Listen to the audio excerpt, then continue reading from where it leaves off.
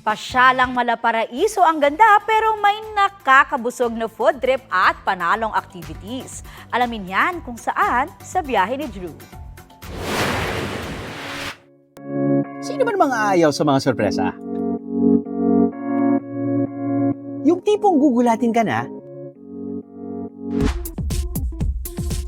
mula sa mga sing-sing, necklace, at gamit-gamit talaga iba-ibang kulay.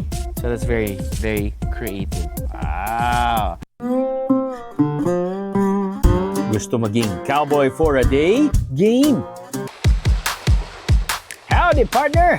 Let's get it on!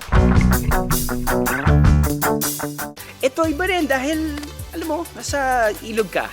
Dahil nga sa height, yun yung naging advantage ng mga kabayo.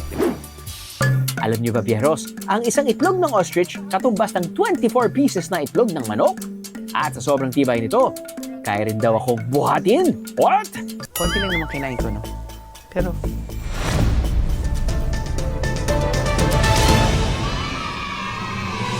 Oo nga. Ba? Ang tigas nito. Tigas ng ulo ko din. Grabe.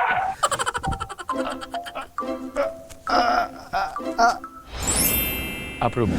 Talagang mapapasabi ka ng may ganyan pa na riyan? Ang lahat ng yan para pasayahin tayong mga biyahero. Kagaya na lang sa Cagayan de Oro.